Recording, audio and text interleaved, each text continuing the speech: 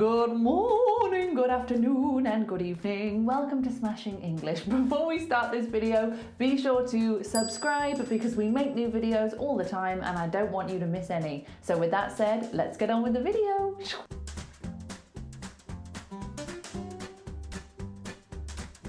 Today I'm going to be answering some questions. I asked you on Instagram if you had any questions about English, any English related questions, and I'm going to answer as many as I can today. Okay, so the first question comes from Duong. I'm really sorry if I'm pronouncing that incorrectly, but they say, why do people sometimes say the Britain, the UK, England? Is there any differences? Yes, big differences. So, Berwin?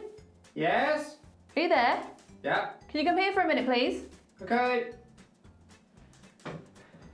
What do you want? Oh. What country are you from? Wales. Would you say you are from Britain as well, though? It's complicated. I am Welsh. I consider myself Welsh, but technically my passport on forms, I have to say that I am British. But as a Welsh person, saying you're British, is that a little bit hard? Yes. Okay, so you would consider yourself British, Yes. but are you English? Definitely not English. But you live in Britain, why are you not English? Because, do you live in Britain? Are you Welsh? It's a tough subject. Is the Queen Scottish?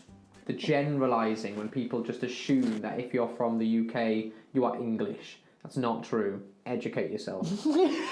Okay, so let's start with the UK. So the UK stands for the United Kingdom. And the United Kingdom is an island nation. It's a nation. And the UK includes England, Scotland, Wales, and Northern Ireland. It includes all of those things. So a lot of the time, if you're not sure where someone is from, but you know they're kind of from there, you say they're from the UK. Then we have Great Britain, or Britain. So the United Kingdom is like a political term, but Great Britain is a geographical term. So because Britain is a geographical term, it includes Scotland, England, Wales, but not Northern Ireland. Sorry, Northern Ireland. So this is where it gets a little bit complicated because obviously Bez, my partner, he's from Wales, which is a country next to England. So we've got Wales, England, Scotland. People in Wales obviously say, I'm Welsh. That's the country they're from. I am Welsh.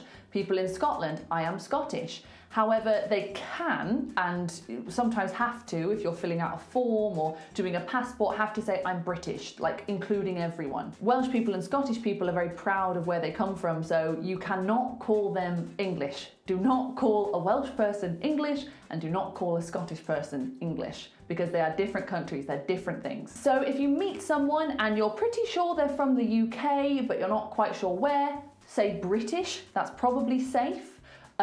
But don't just assume they're English because you might be talking to someone from Cardiff or someone from Glasgow and they are not English. Okay, let's look at another question. And from the same person, there's been a couple of good questions, so I'll answer a few questions from this person.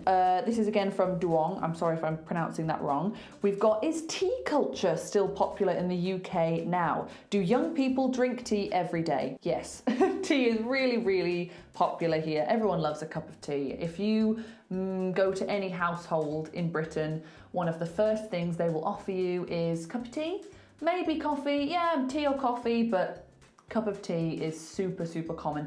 Maybe not in the way that some people might think. We don't always have beautiful little teacups and saucers and have little cakes. It's usually, look, I've literally been having a cup of tea while I've been making these videos. It's usually a big old mug like this of tea. So yeah, it's super common. And then the third question from this person says, what are the personality differences that are usually described between a British person and an American? So what are the personality differences? Obviously it's hard to generalize because people are different, but if I had to guess, I would say generally people from the United States tend to be a bit more open, a bit more open arms, friendly smile, talk to everybody. Hi, how are you doing? Come in, come in. British people tend to be a little bit more reserved in that way. If you walk through London and you just walk up to someone and talk to them, they might be a little bit more why are you talking to me? That's a bit of a shock. Whereas I can imagine in the States, if you wanted to talk to someone, they might be a tad more open. That was just my impression whenever I visited the States, what I got from that. I think though, British people are a lot more naughty. Like, I think even down to sort of censorship rules. I know in the States on TV and stuff, like, there are certain things you just don't say, and it's a lot more rare to hear swearing or hear naughty things, whereas in Britain, you can turn on the TV after 9 p.m. and see a fully naked man. We're just a bit more naughty. And we love swearing. We like swearing on TV. We like swearing in movies. We like swearing to our mothers. We just a bit more naughty, I think. A bit less conservative, maybe. But those are the main things, I think. Everything else is just person to person, you know, we're all different. Okay, the next question comes from Rajiv, and they say, data or data? Well, it depends where you're from. If you are from the United States, you would say data. Look at all that data. If you are from the UK, you will say data. So depends on what you want. Same with things like status, status. United States would say status, we would say status. So you choose whichever one you like. Doesn't matter. Okay, the next question comes from Gabby, and they say, recall and remember can be used interchangeably. Yes, there are circumstances and times where you can use them interchangeably, but I think in those cases, remember will always be the less formal choice.